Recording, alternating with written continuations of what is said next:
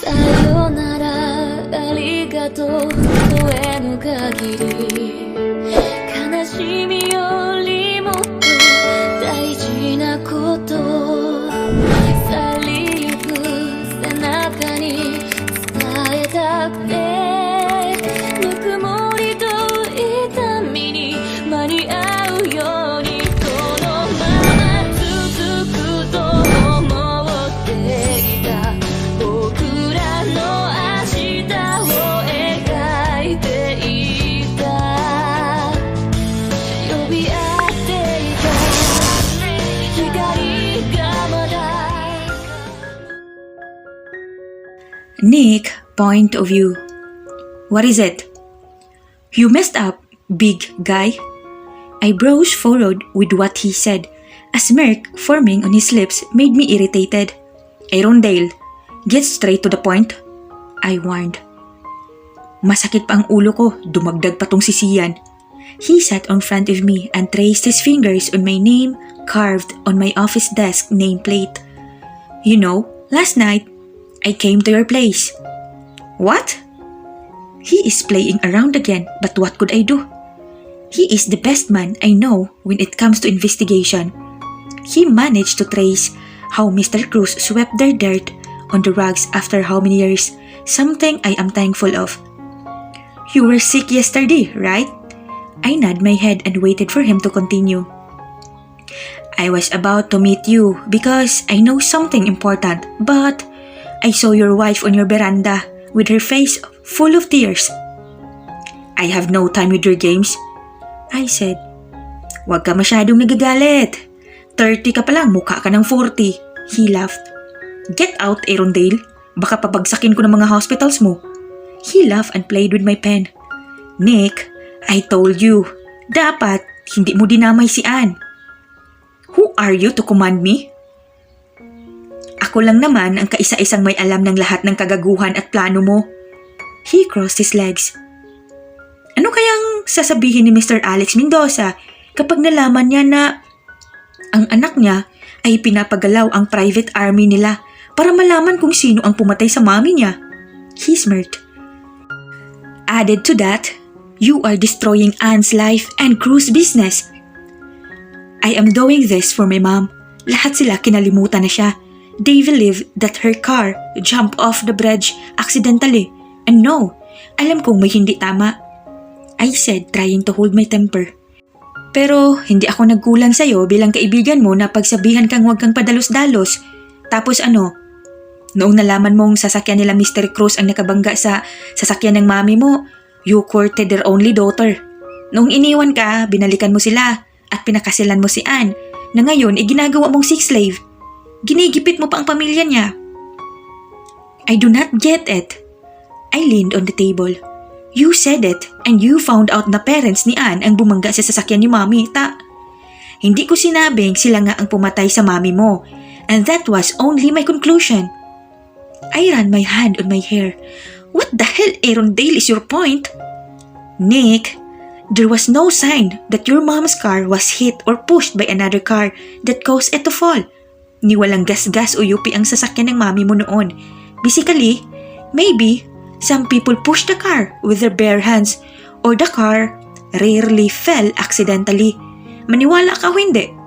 Don't worry, hindi ko titigilan ang case ng mami mo. What the hell? Anne's parents got framed up. Wala silang kasalanan, lalo na si Anne. Shit. Nakausap ko si Mr. Cruz. I look at him with what he said. May hold-up daw na naganap sa kanila nang mangyari ang pagkamatay ni Tita Sandria. They knocked them unconscious. When they woke up, nasa gilid na ng bridge ang sasakyan nila. Hindi nga nila napansin na may sasakyan palang papalubog na. They just know when it was on the news. He narrowed his eyes on me. Sa takot, siguro bininta na nila yung sasakyan nila na yun at nagpatuloy. Hindi naman sila guilty, they told me. He stood. Minahal mo ba si Anne noon? She is too sweet and caring. Of course, I love her. Hindi siya mahirap mahalin. But don't use this on me. She fell for someone else and left me. Sinong hindi magagalit? He laughed. Oh boy. Nick, she lied. This is too much. You are too much. He leaned his hands on my table and stared at me. Her parents made her choose between you and them. Dahil na siguro sa takot, dahil nalaman nilang ikaw ang nasa likod ng mga sudden investment sa kanila. Natiktikan nila plano mo, kaya pinalayo nila si Anne sa'yo. Walang kasalanan si Anne. He fixed his posture and suit. Make a move. Bumawi ka kay Anne at sa family niya before you lose her again. I sighed several times before stepping out of my car. I went in my house and went to our room. There, I saw her cleaning her wounds on her hands. Those caring and soft hands I kept on hurting. I can see that she is thinking deeply and did not even hear me. Kayanin mo na yung sakit, Anne. Please, magluluto ka pa. I heard her say while sobbing. Anne? I cold but everything that was on her lap fell down when she immediately stood in shock. Nick, sorry? She did not know if she would fix the things that fell or get to me, and she is moving scared with her hands trembling. Lumapit na ako at kita ko ang pagkatakot niya lalo kaya agad-agad siyang lumapit at humalik sa akin. Ang aga mo, sorry, magluluto na ako. I held her arm to stop her but she jumped and raised her hands. Huwag mo akong saktan, please. Akala ko kasi mamaya ka pa darating. She is breathing hard and her eyes kept blinking, trying not to let her tears fall. No, please just go get change. We'll eat outside. Sa kabilang banda, naninibago ako kay Nick dahil hindi siya ganun kasungit. He has not raised his voice or hand, yet since he got home, he even held my waist when he got in the restaurant. He kept on glancing at me like he wants to say something, but he could not. A waiter came to get our orders and I was a bit bewildered when he ordered me well-done steak and my favorite pizza with no crust. I busied myself by looking at the other people here. Hindi ko maiwasang hindi mainggit na makakita ng babaeng buntis na sobrang iniingatan ng asawa niya. Could I have that kind of happiness too? Anne? Nick called, so I looked at him with my soft eyes. He was not able to finish his words when a familiar voice called my name. I looked at my left and I saw Scott approaching. I looked at Nick nervously and I swallowed hard when I saw glaring at me. Babe, Scott pulled me up and hugged me tight. I cursed silently, not only because his hug is hurting my bruises and weak body, but because I know that after this day, I will meet brutality at its finest. God, baby, I missed you. Scott whispered and I felt his kiss on my hair. Shit. I immediately pulled my body away from his when I heard a chair screeching.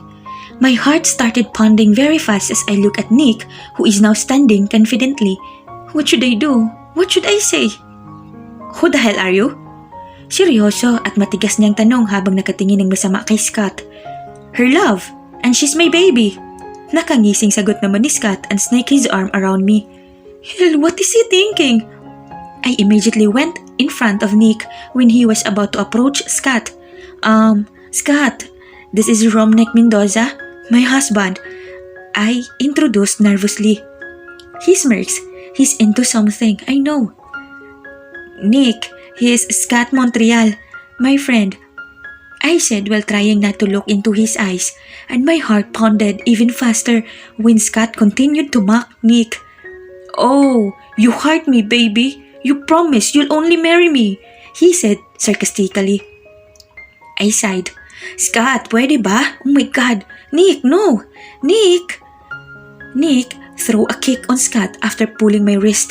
He was never a patient guy. Stay away from my wife, moron, Nick said with his serious and scary tone.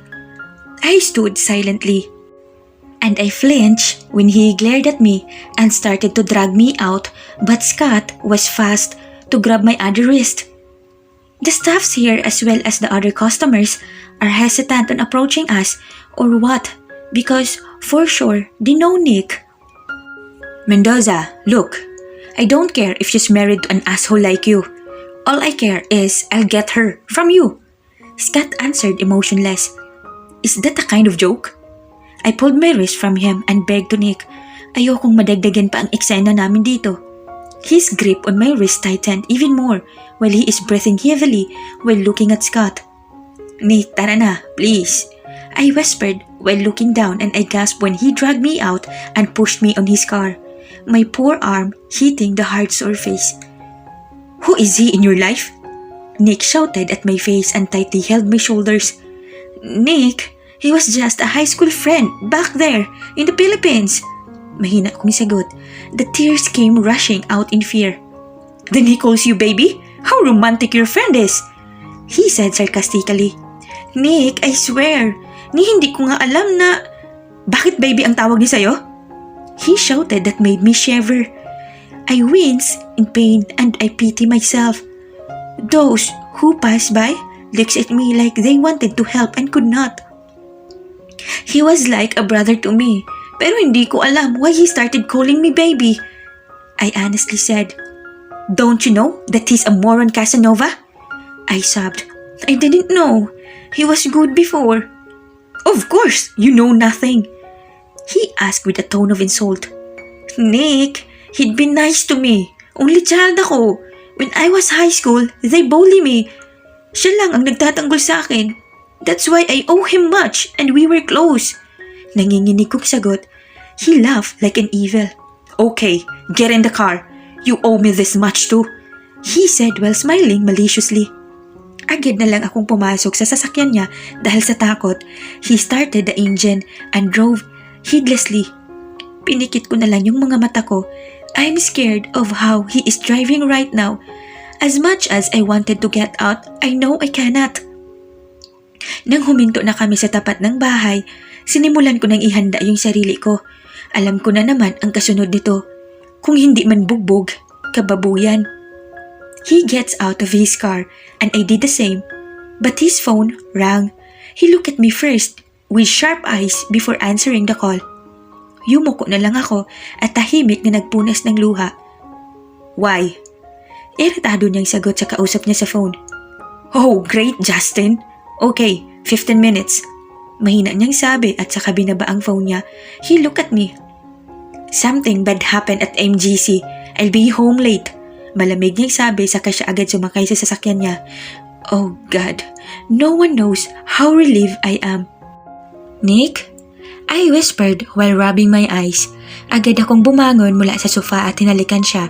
Kakatapos kong magluto at nakatulog akong naghihintay. Kumain ka na? I gently asked him. Why am I being sleepy all the time? He nodded. Now, how can I say what I want to say? Nick, I wanna ask you something. Nanginginig kong tanong.